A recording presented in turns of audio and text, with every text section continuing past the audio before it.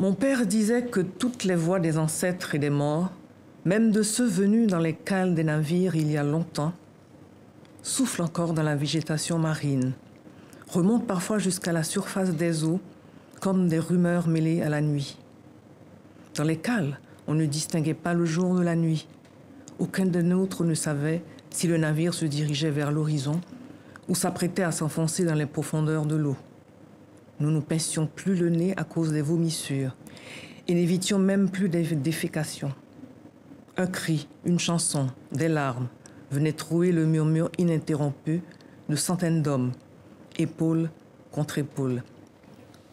Bonsoir Sylvia. Bonsoir Mohamed. C'était le 10 septembre dernier. Yannick Lin, sur le plateau de 64 minutes, la romancière obtient donc le prix Femina.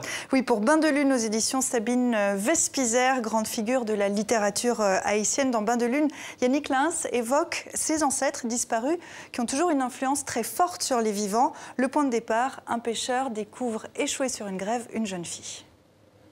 Elle est elle-même une jeune fille contemporaine. Mais elle porte en elle, dans sa mémoire, dans ses émotions, dans son corps, l'histoire de sa lignée, l'histoire de son village. Et le récit se déroule effectivement sur 4 générations.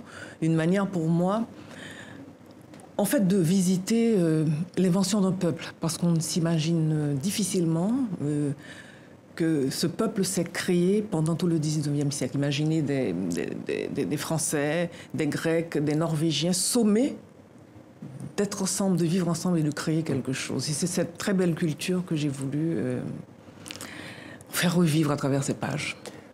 Du jazz au programme également, Sylvia, avec l'ascension d'un jeune pianiste. Il est suisse. 23 ans et déjà une belle carrière avec son trio.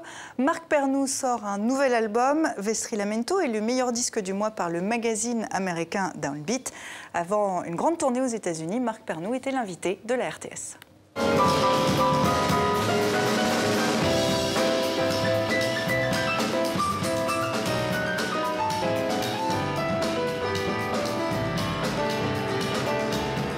J'essaye d'utiliser des éléments, on va dire, d'un jazz plus traditionnel, un jazz des années 50, des années 60. Disons, cette première partie du XXe siècle qui m'intéresse beaucoup.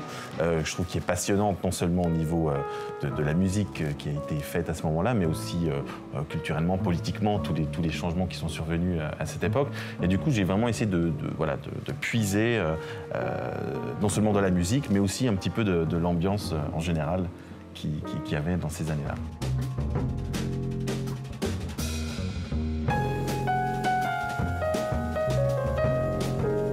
J'essaye de travailler certaines idées, de développer d'une manière ou d'une autre des idées au piano, d'y intégrer plusieurs éléments, la virtuosité en est un, mais ensuite de complètement lâcher, de voir ce qui en ressort. Alors il y a une partie d'impro, il y a une partie de réflexe, j'imagine.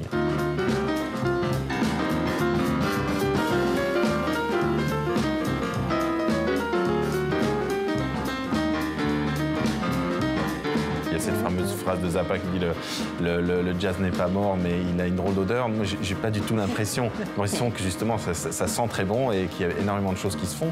Et d'ailleurs, on le voit en Suisse, mais également en Europe. Donc j'ai l'impression que c'est quelque chose de très dynamique.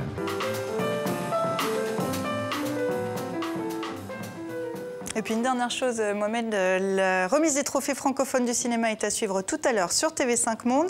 10 prix dédiés au cinéma des pays de la francophonie. La soirée est présidée par la comédienne Aïssa Maïga. Elle est présentée par Michel Drucker et par Estelle Martin, qui reviendra sur le palmarès demain à cette place.